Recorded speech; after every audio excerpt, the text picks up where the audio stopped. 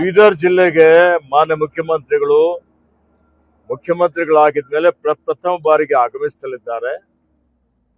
ಅವರಿಗೆ ಸಮಸ್ತ ಬೀದರ್ ಜಿಲ್ಲೆ ಜನತೆ ಪರವಾಗಿ ಹಾರ್ದಿಕ ಸ್ವಾಗತವನ್ನು ಬಯಸ್ತಾ ಇದ್ದೇನೆ. ಅವರು ಬಂದ ನಂತರ ನೇರವಾಗಿ ಕಲ್ಯಾಣ ನಾಡಿನ ಧಾರ್ಮಿಕ ಆಧ್ಯಾತ್ಮಿಕ ಕೇಂದ್ರ ಬಸವ ಕಲ್ಯಾಣ್ಗೆ ಭೇಟಿ ಕೊಡ್ತಾ ಇದ್ದಾರೆ. ಬಸವ ಕಲ್ಯಾಣದಲ್ಲಿ ಅನುಭವ ಮಂಟಪಕ್ಕೆ ಭೇಟಿ ಕೊಡ್ತಾರೆ. ಅನುಭವ ಮಂಟಪ ಕಾಮಗಾರಿ ನಡೀತಾ ಇದೆ, ಅದರ ವೀಕ್ಷಣೆ ಮಾಡಿ ಪ್ರಗತಿ ಪರಿಶೀಲನೆ ಮಾಡ್ತಾರೆ. ಅದಾದ್ಮೇಲೆ ಅಲ್ಲಿ ಬಸವ ಕಲ್ಯಾಣದಲ್ಲಿ ಕೆಲವೊಂದು ವೃತ್ತಗಳಿಗೆಲ್ಲ ಭೇಟಿ ಕೊಟ್ಟು ಇವತ್ತು ಅಲ್ಲಿಂದ ಬೀದರ್ಗೆ ಬಂದು ಬೀದರಲ್ಲಿ ಒಂದು ಕಾಂಗ್ರೆಸ್ ಕಾರ್ಯಕರ್ತರ ಸಭೆಯಲ್ಲಿ ಭಾಗವಹಿಸಿ ಕಲಬುರಗಿಗೆ ಹೋಗಿ ಕಲಬುರಗಿಯಲ್ಲಿ ವಿಭಾಗೀಯ ಮಟ್ಟದ ಪ್ರಗತಿ ಪರಿಶೀಲನೆ ಸಭೆ ಇಟ್ಕೊಂಡಿದ್ದಾರೆ. ಮಳೆ ಇಲ್ಲ, ಬರಗಾಲ ಇದೆ, ರೈತರು ಬಹಳ ಕಷ್ಟದಲ್ಲಿದ್ದಾರೆ.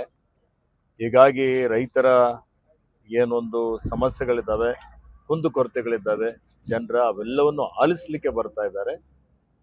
ಹೀಗಾಗಿ ನಾವೆಲ್ಲ ಒಂದು ಸಭೆಯಲ್ಲಿ ಭಾಗವಹಿಸಿ ನಮ್ಮ ಜಿಲ್ಲೆಗಳ ಸಮಸ್ಯೆಗಳ ಬಗ್ಗೆ ಮಾನ್ಯ ಮುಖ್ಯಮಂತ್ರಿಗಳ ಗಮನಕ್ಕೆ ತರ್ತೀವಿ.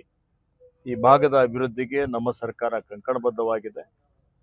ಮುಂದಿನ ದಿನಮಾನಗಳಲ್ಲಿಯೂ ಇವತ್ತಿನ ಸಮಸ್ಯೆಗಳನ್ನು ಬಗೆಹರಿಸಿ ಬೀದರ್ ಜಿಲ್ಲೆ, ಕಲ್ಯಾಣ ಕರ್ನಾಟಕ ಅಭಿವೃದ್ಧಿ ಪಥದತ್ತ ತೆಗೆದುಕೊಂಡು ಹೋಗುವಂತ ಕೆಲಸ ಮಾಡ್ತೇವೆ.